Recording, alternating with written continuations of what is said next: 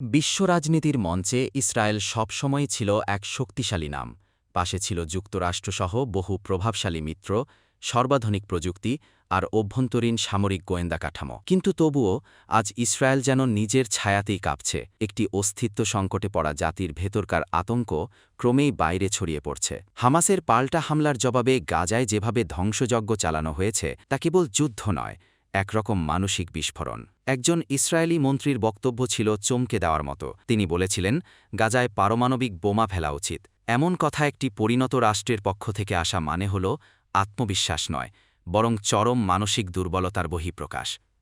অনেকেই এখন প্রশ্ন তুলছেন, ইসরায়েল কি শুধুই বাহ্যিকভাবে শক্তিশালী, নাকি ভেতরে ভেতরে সেই ভিত্তি আজ নড়বড়ে? ঠিক এই পর্যায়ে উঠে এসেছে এক প্রাচীন রহস্যময় ভবিষ্যৎবাণী, অষ্টম দশকের অভিশাপ। তালমুদের ব্যাখ্যানুযায়ী কোনো ইসরায়েলি রাষ্ট্র টিকবে না ৮০ বছরের বেশি, আর পতন হবে নিজের ঘরের দ্বন্দ্বেই। ইতিহাসও যেন সেই কথা বলে। কিং ডেভিড থেকে শুরু করে প্রাচীন ইসরায়েলি রাজ্যগুলো কেউই অতিক্রম করতে পারেনি এই ৮০ বছরের সীমা।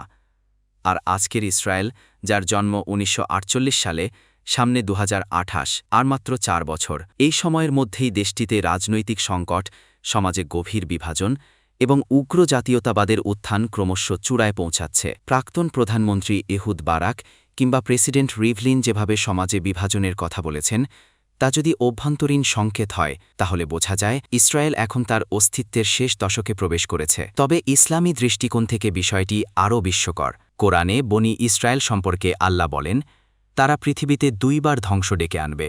একবার ইতিহাসে হয়েছে, দ্বিতীয়টি এখনও সামনে। অনেকের মতে সেই ধ্বংস আসবে মাহদীর নেতৃত্বে মুসলিমদের জেরুজালেম বিজয়ের মধ্য দিয়ে। এই পটভূমিতে ইসরায়েলের বর্তমান উন্মত্ততা আর আগ্রাসন কি আসলে ভয় থেকে জন্ম নেওয়া?